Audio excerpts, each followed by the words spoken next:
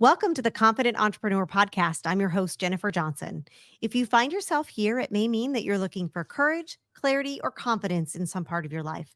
I interview experts in business and life each week and share strategies for success, motivation, and mindset. If you want to learn more about how I can help you grow your business as an extension of yourself and help transform you into a confident entrepreneur, check out my website, jenniferannjohnson.com, or join my private Facebook group at The Confident Entrepreneur. Now let's get started. Today, we welcome into the studio Annie Meehan. Annie is a dynamic speaker, author, and entrepreneur, and she's weathered challenges in the boardroom and in business. She credits the storm for her unshakable optimistic drive, her resiliency, and that she employs as a speaker. And she is the author of 7 books and counting. That is astounding. Oh my Thank gosh. you. Wow.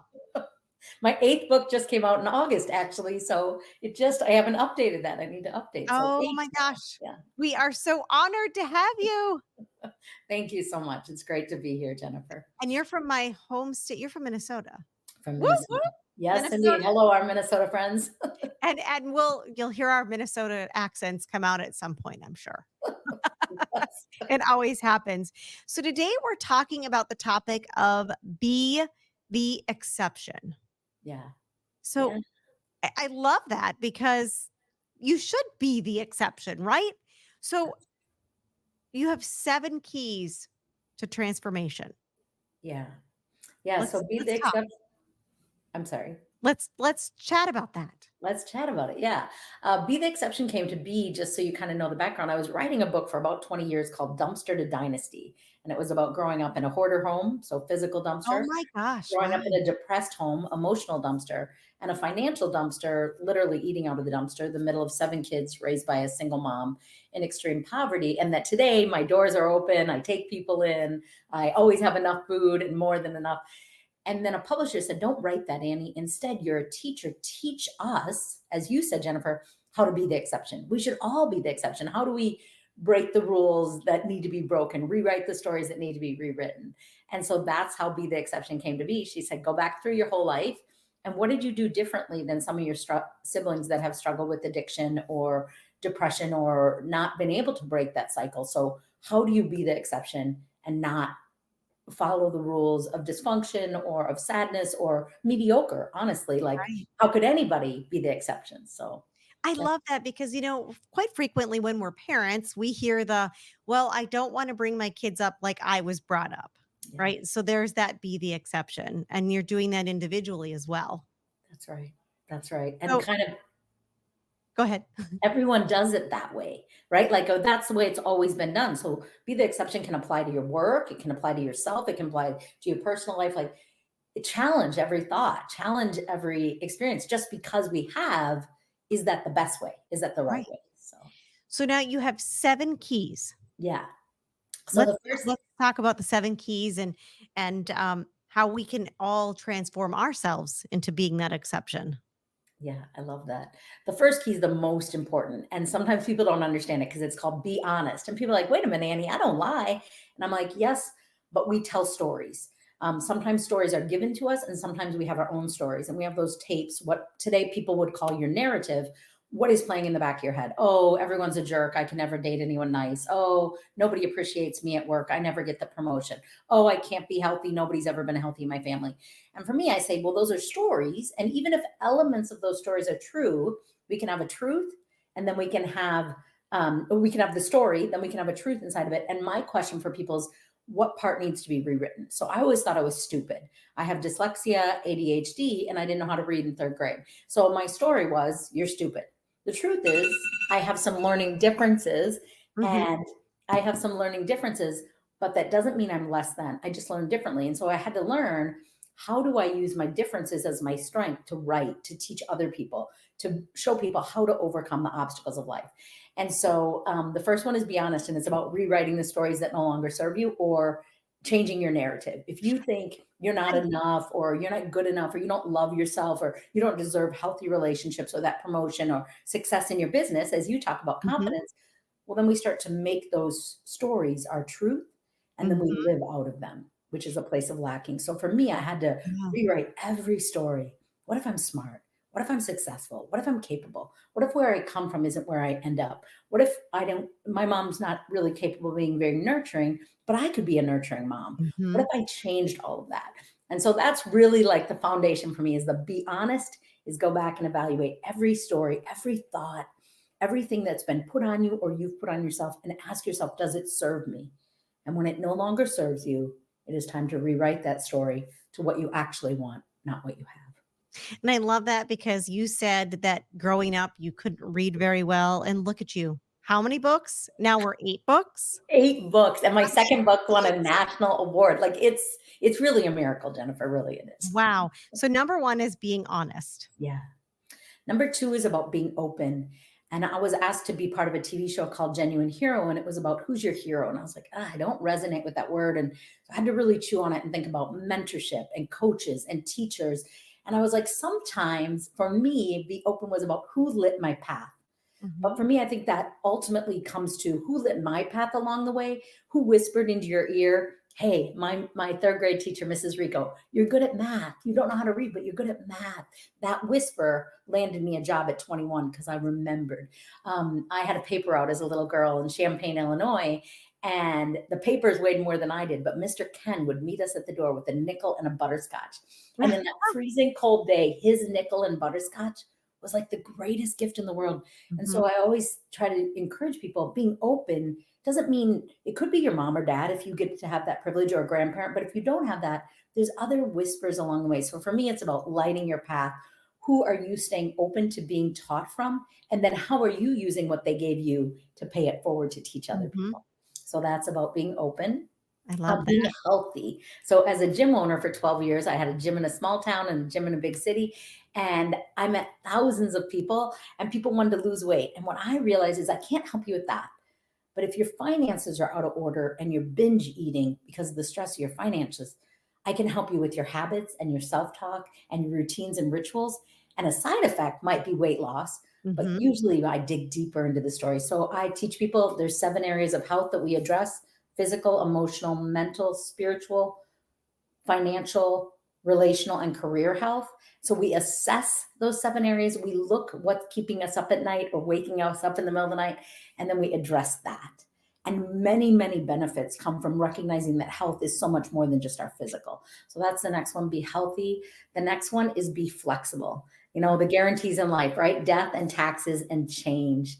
And for me, I moved 83 times by the time I was 18, Oh Jennifer. my gosh. Yeah, not normal, not traditional, Wow. but I learned to change. I learned to Right. make friends, to adapt. And I like to teach people, if you stay open to change rather than resistant, there is gifts in it, even the hard change, the changes that choose us and the changes we choose. So it's about be flexible. The next one of 5 was about be gentle.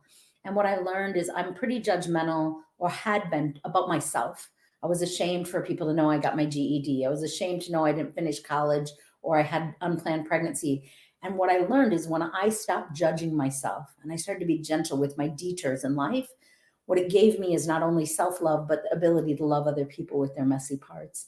And when I teach people about how to be gentle, Mhm. sometimes I meet people that are divorced and they're like, "Oh my gosh, I failed." And I'm like, well, that's not true. That's just a sliver of your story.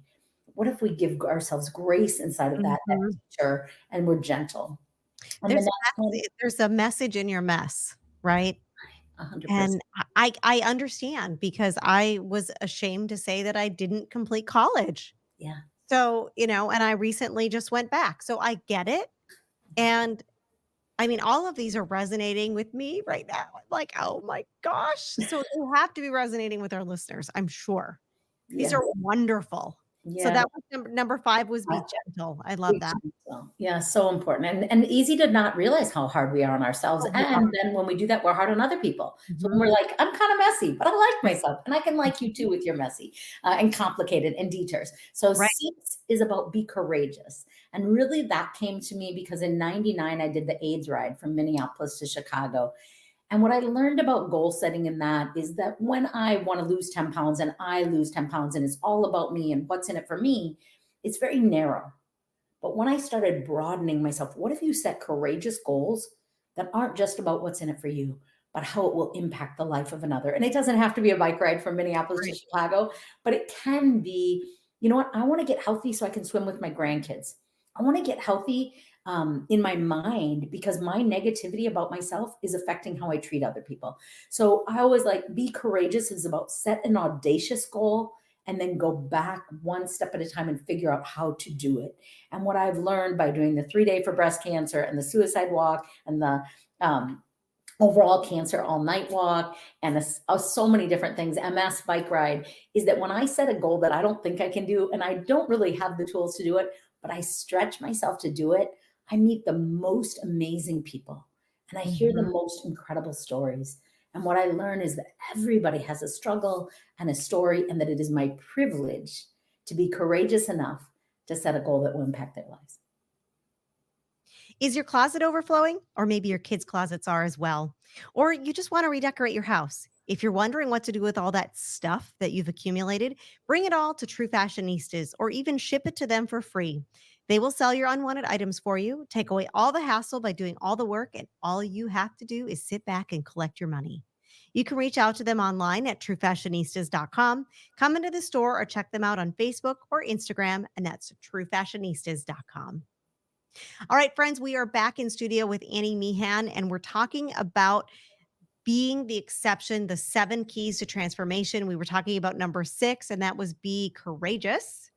And Yes. what was number 7? Number 7, yeah, and these used to be steps, and I thought people don't need more to do, they need more to be, and Mhm. number 7 is also they are the bookends, the be honest, and this one is be authentic, and what I mean by that is be yourself.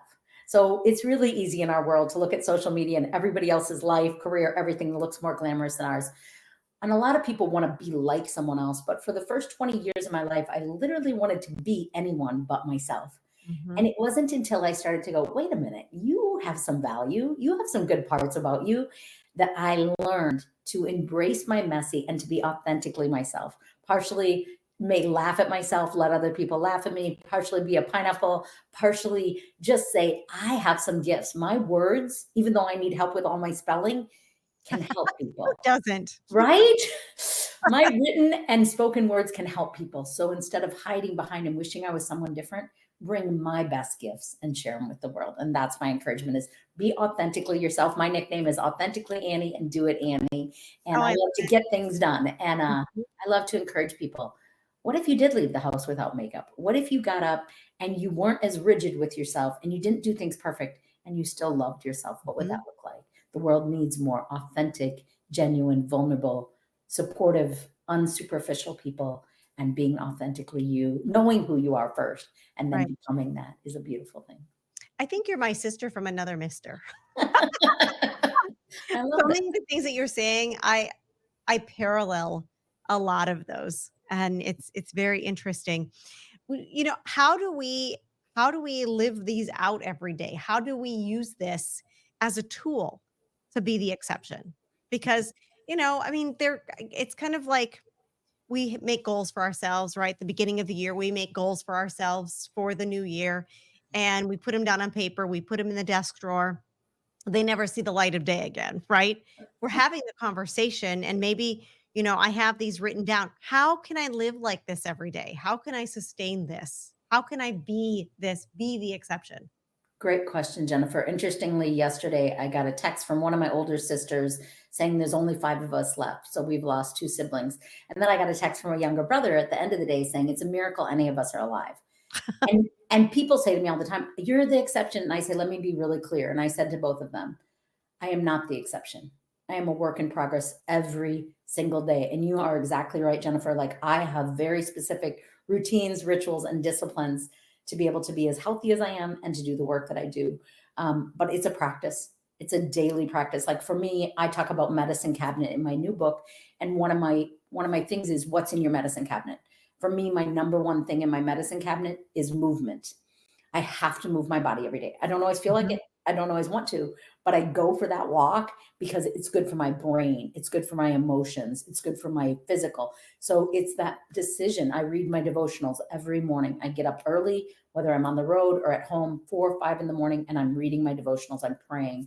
I think that being the exception is a repeated every day I have to, and they're not in order. They're not like you do step Right. one and then two, you just go keep bouncing back. So when I wrote this book, it was really important for me to people be able to apply it. So people say Annie's motivational, inspirational. I'm like, I want to be activational. So at the end of every chapter, it was created kind of as a book club book, but also as an application book. So at the end of every chapter are these questions and application, and you fill in the blank. What are you going to do? What are you working on? And I think it's going back to that. Wait a minute, that story didn't serve me. And when people start to think about their stories, they're like, oh my gosh, I'm horrible to myself. And I'm like, Mhm. I know you are. That's why I wrote this, is because I teasingly say, I look in the mirror every day and I'm like, oh my gosh, I am so good looking. Like, oh my gosh, I am freaking amazing. And some people laugh and other people just like kind of mortified, like, whoa, who do you think you're? And I say, don't you do that. Yeah. It gets real quiet in the room. And what happens is people recognize they don't. They look in the mirror and they talk about how ugly they are, how screwed up they are, what they messed Mhm. up yesterday. Yes. So it's a constant practice. So when I'm teaching people, I'm saying, go to the mirror and I want you to be like, holy, oh, how awesome am I? People get to hang out with me today. How Mhm. lucky are they? And when we start to truly believe that and live that out, even if we don't have a healthy support system, it starts with ourselves. It's always an inside job, right? So all of these are, what can I do? What's Right. my part of not repeating cycles and breaking negative systems that don't serve me? So yeah, it's ongoing. And I love that, we came from similar upbringings and all of that, and you look at other people that you went to school with or whatever, and there's a difference. Like, what is that? And I think that kind of goes back to all of this. Is like you just have to have that fire in the belly. You have to have, I don't know, there's another word I'm trying to search for and it's escaping me, but you just have to have that X factor, and it's not like it maybe, I think it's just in you, right? I don't think it's something that you may learn all along the way. I feel like for me, it was always in me, it was always there. Tenacity. I think there's tenacity, and Yeah. I'm trying to be a Swiftie. I don't even know what a Swiftie is, but I'm trying to figure it out. But she's got some things, and one thing I think about is I remember as my business started to really soar, and I really started having some momentum and success. Not all the people that I thought would be my cheerleaders and my support system hung in there. Mhm, Some of them jumped off. Some of them said, "Who do you think you are, writing books? You don't even have a degree." Da, da. But I remember Taylor saying, Swiftie, my friend Swiftie, mhm. let me just Your say, friend my Swifty. friend Swiftie saying, haters gonna hate. Yes. And I remember, and I just watched the Tyler Perry movie this weekend, and man, it was powerful about forgiveness and people trying to beat him down and bring him down when he was soaring. And I think that also, Jennifer, it's not only that tenacity in us, it's not only that resilience and that drive and that X factor, as you said, it's also knowing that it's not going to be smooth, that not Mhm. everybody's going to vote for you. Not everybody, even if you're doing the right thing and the good thing and doing what you know you're meant to do, not everyone's going to cheer you on. But if you can help, what I always say to myself, this makes me teary always, but if I can help one person every day, I lost my father to alcoholism, my brother to suicide, his son to suicide. If I can help one person every day, it doesn't matter. It doesn't Mhm. matter if everyone else thinks I'm a weirdo or everyone else thinks, who do you think you are? It doesn't matter.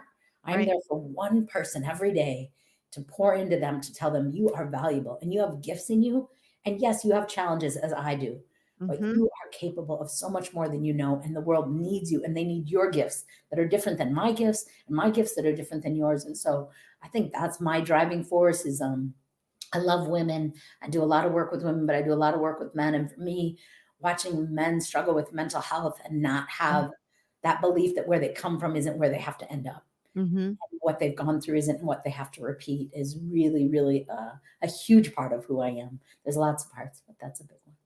And I love so I have an acronym for that, HOPE. Mhm. Help one person every day.